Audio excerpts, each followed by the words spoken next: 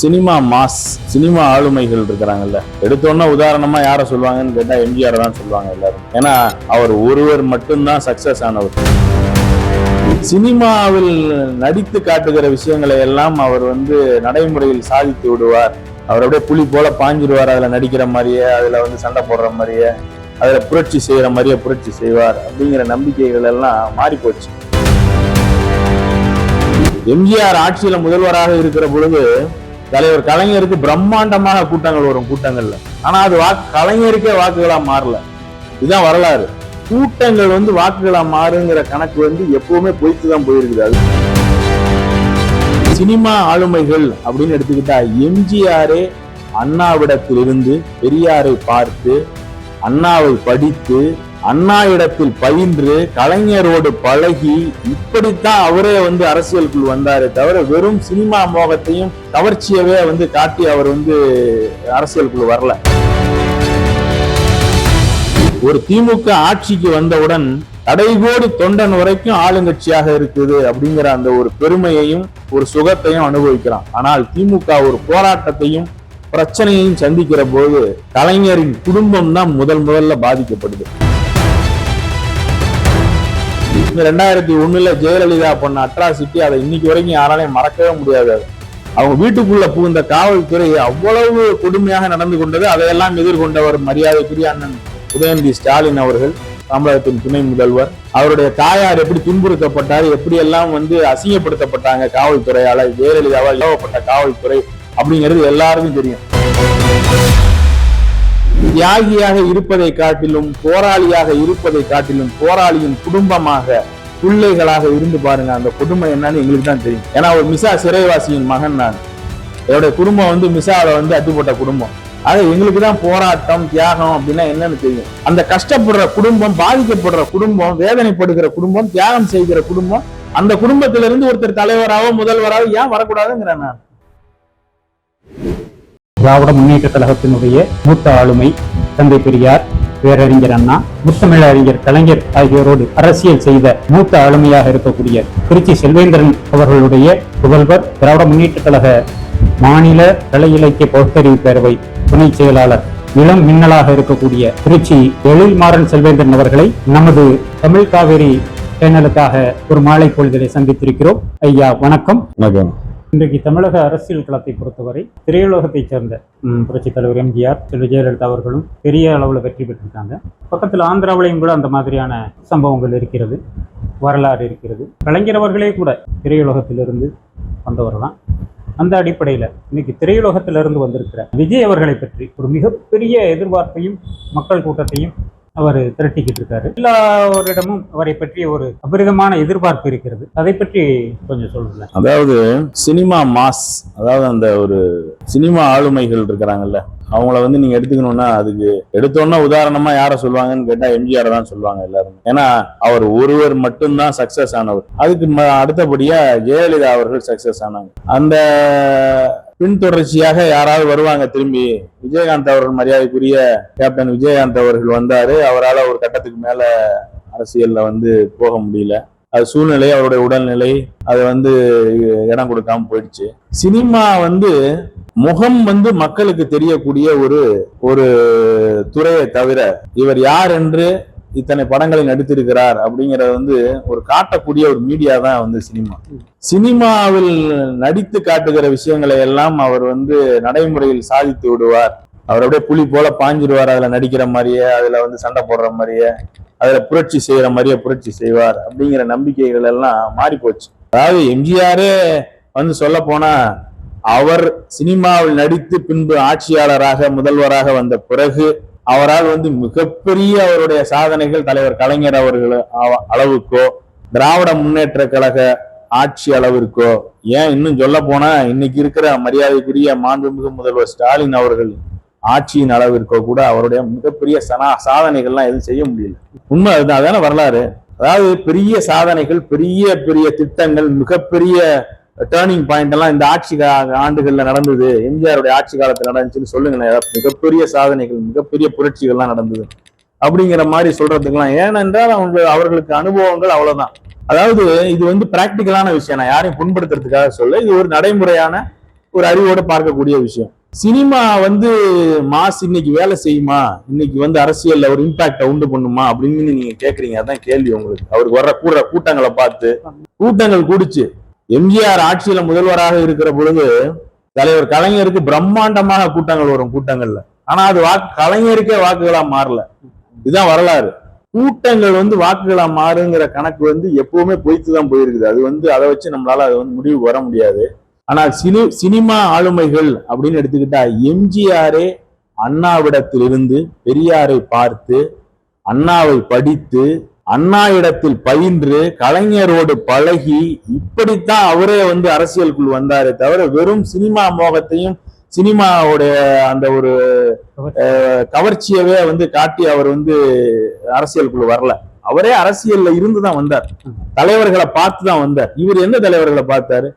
நீங்க சொல்லக்கூடிய ஒரு நபரை சொல்றீங்க, இன்னைக்கு சினிமா துறையில இருந்து வந்திருக்கிறாருன்னு ஒருத்தர் சொல்றீங்க. நான் பேர் சொல்லவே தயவு செஞ்சு விரும்பல நான் யாரையும் பத்தி. ஏன்னா அவ்வளவு பெரிய ஆள் யாருமே கிடையாது. ஏன்னா எங்களுடைய தலைவர்களோட ஒப்பிடும் போது, ஏன்னா ஒவ்வொருத்தரும் சிறைச்சாலை போராட்டம், தியாகம், வாழ்க்கையே தியாகம் செய்து அப்படிதான். காமராஜர் முதற்கொண்டு சொல்லலாம், யாரையுமே ஒதுக்க முடியாது. மிகப்பெரிய தலைவர், மிகப்பெரிய மாவீரர். எல்லாமே எளிமையாக வாழ்ந்து போராடி, களத்தில் போராடி, குடும்பத்தை விட்டு விலகி, தலைவர் கலைஞர்லாம் எத்தனையோ ஆண்டுகளாம் குடும்பத்தை விட்டுட்டு அப்படியே கூட்டங்கள், பொதுக்கூட்டங்கள், போராட்டங்கள் இப்படியாகத்தான் வந்திருக்கிறாங்க. ஆக இது வந்து சினிமா அப்படிங்கிறதுக்கும் அரசியல் அப்படிங்கிறதுக்கும் எந்த சம்பந்தமுமே கிடையாது அப்படிங்கறதுதான் உண்மை. இன்றைக்கு திராவிட முன்னேற்ற கழக அரசியலை பற்றி பொதுவாக விமர்சனம் வைக்கப்படுவது என்னவென்று சொன்னால், குடும்ப அரசியலுக்கு முக்கியத்துவம் கொடுக்கப்படுகிறது. குடும்ப அரசியல் தான், அவங்க தான் முக்கியமான பதவி, தலைமைக்கு வர முடியும், முதல்வராக வர முடியும் அப்படிங்கிற ஒரு நிலை திராவிட முன்னேற்ற கழகத்தில் இருக்கிறது. கொடுமையான வாரிசு அரசியல் இருக்கிறது அப்படின்னு சொல்றாங்களே, அதை பத்தி கொஞ்சம் சொல்லுங்க.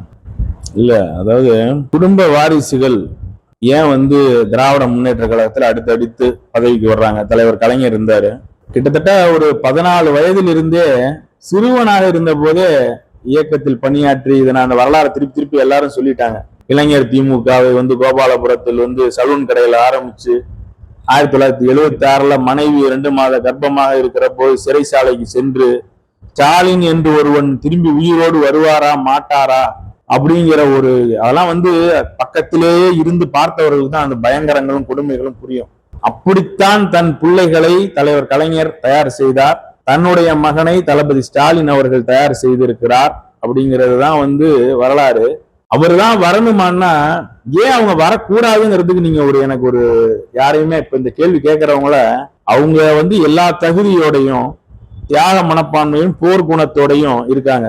ஒரு திமுக ஆட்சிக்கு வந்தவுடன் கடைகோடி தொண்டன் வரைக்கும் ஆளுங்கட்சியாக இருக்குது அப்படிங்கிற அந்த ஒரு பெருமையையும் ஒரு சுகத்தையும் அனுபவிக்கிறான். ஆனால் திமுக ஒரு போராட்டத்தையும் பிரச்சனையையும் சந்திக்கிற போது கலைஞரின் குடும்பம் தான் முதல்ல பாதிக்கப்படுது. இதை யாருமே வந்து அதை பார்க்கறதே கிடையாது. அது அவங்கதான் முதல்ல பாதிக்கப்படுறாங்க. விக்டிம் அவங்க தான். எப்பவுமே அவங்க குடும்பத்தான் தாக்குவாங்க. வழக்குகள் அவங்க மேலதான் போடப்படும். அவங்களதான் கைது பண்ணுவாங்க.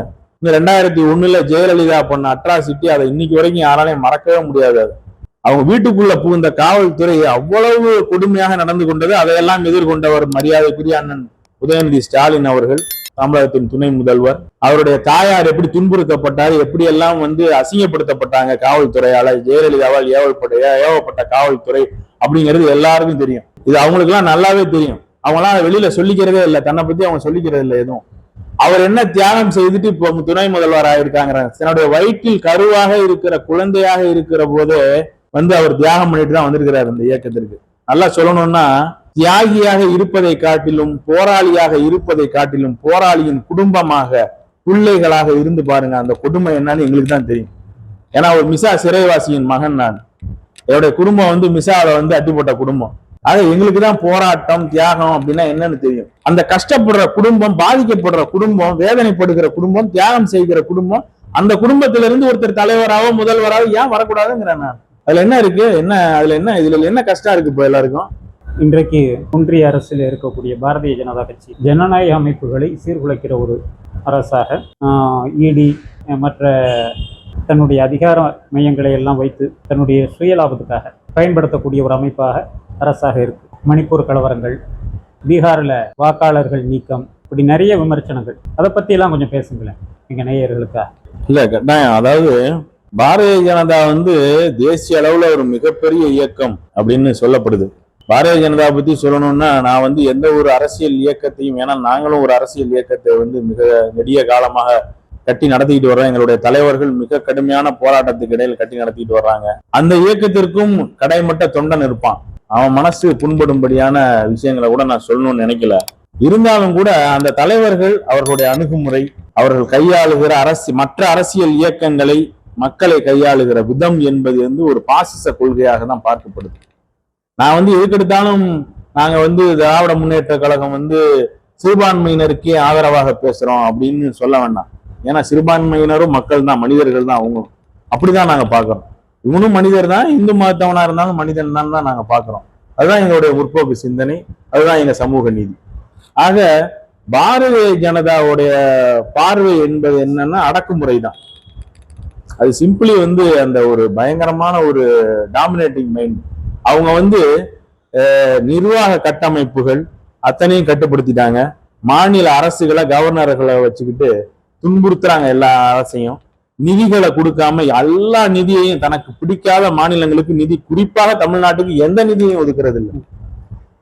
இங்க இருந்து 1000 ரூபாய் ஜிஎஸ்டியா வாங்கிக்கிட்டு நமக்கு 5 ரூபாய் கூட தர்றதில்லை. ஒரு உதாரணத்துக்கு சொல்றேன் உங்களுக்கு, அது வேற ரேஷியோல போகுது வருது. ஆக பாரதிய ஜனதாவின் அணுகுமுறை என்பது என்போர்ஸ்மெண்ட் டிபார்ட்மெண்ட், எதுக்கெடுத்தாலும் என்போர்ஸ்மெண்ட் டிபார்ட்மெண்ட், இடி, அமலாக்கத்துறை, அதுக்கு துணைக்கு வந்து மத்திய படைகள். இது ஒரு ராணுவ ஆட்சி முறை தான். இதை வந்து மறைமுக ஜனநாயக ஆட்சி முறை மாதிரியே நடத்தப்படுகிற ஒரு ராணுவ ஆட்சி முறை, சர்வாதிகார முறை தான். அதாவது மீடியா வாய் திறக்க முடியாது, ஊடகங்கள் எதுவுமே பேச முடியாது, அரசியல் கட்சிகள் பேசின வழக்கு அவங்க மேல. ஆனா இவர்கள் ஆட்சி செய்கிற மாநிலங்கள்ல வந்து பாலியல் குற்றங்களோ வன்முறைகளோ தலை விரிச்சு ஆடுது. அதுக்கு நீங்களே உதாரணம் சொல்லிட்டீங்க. மணிப்பூர், குஜராத், மத்திய பிரதேஷ், மகாராஷ்டிரா, எங்க போனாலும். இப்ப டெல்லிக்கு ஆட்சிக்கு வந்தாங்க, அங்க எல்லாமே மாறிடுச்சு. முதல்ல இருந்த ஆட்சிக்கு இப்ப இருக்கிற ஆட்சிக்கு எல்லாமே மாறிடுச்சு. போங்க. காரணம் பாரதிய ஜனதா. பாரதிய ஜனதா ஒரு இடத்தில் வந்தால் புலி பூந்த காடு போல அந்த இடமே பயங்கரமான ஒரு இடமாக மாறிவிடும் தான். நாங்க தமிழ்நாட்டில் அவர்கள் தலையெடுக்க கூடாது, இந்த மக்கள் துன்பத்திற்கு ஆளாகிடக் கூடாது என்பதற்காக ரொம்ப கடுமையா நாங்க வந்து அதை நாங்க வந்து கடைபிடிச்சிட்டு வர்றோம். திமுக ஆட்சியை வந்து ரொம்ப கொச்சையா விமர்சனம் பண்றாங்க. அதாவது இங்க குற்றங்கள், எங்கேயோ ஒரு குற்றம் நடக்குது, அதையும் நாங்க குற்றமா தான் பாக்குறோம். ஒரு 2 ரவுடி கேங்குக்குள்ள சண்டையில மர்டர் நடக்குது, அந்த கொலையும் குற்றமாக கருதப்பட்டு குற்றவாளிகள் கைது செய்யப்படுறான். போலீஸ் பண்ணாலும் குற்றம். முதல்வர் அதுல மிக கடுமையாக நடந்துக்கிறார், காவல்துறை மிக கடுமையா நடக்குது, சட்டத்தின்படியே பின்பற்றுகிறோம், நீதி நியாயத்தின்படியே பின்பற்றுகிறோம். எங்களை ஒப்பிடணும்னா இந்தியாவின் மற்ற மாநிலத்தோடு ஒப்பிடக்கூடாது. திராவிட முன்னேற்ற கழக ஆட்சியை அமெரிக்காவோடையும் லண்டனோடையும் ஒப்பிடணும். அமெரிக்காவில் தினம் துப்பாக்கி சூடு, தினமும் கொலைகள் நடக்குது, அங்க வன்முறை நடக்குது. அவ்வளவு பெரிய கோல்டன் டோம் வச்சிருக்கான், பாதுகாப்பு முறை வச்சிருக்கான் நாட்டுக்கு. அந்த நாட்டில் அவ்வளவு பயங்கர கடுமையான சட்டங்கள் உள்ள நாட்டில் அவ்வளவு குற்றம் நடக்குது. ஆனால் ஒப்பிடுகையில் தமிழ்நாட்டில் மிக மிக குறைவு. தனி மனித வளர்ச்சி, வருமானம், ஜிடிபி எங்கேயோ உயர்ந்துருச்சு. இன்னைக்கு இந்தியாவில் 11 புள்ளிக்கு மேல போயிடுச்சு இன்னைக்கு மாநில அரசு, தமிழ்நாடு அரசு. ஆக தமிழ்நாடு வந்து மிக ஒழுங்காக இருப்பதற்கு காரணம் பாரதிய ஜனதா போன்ற கட்சிகள் இங்க இன்னும் வளராமல் இருப்பதுதான் அப்படிங்கிறத நான் தாழ்மையோட சொல்லிக்கிறேன்.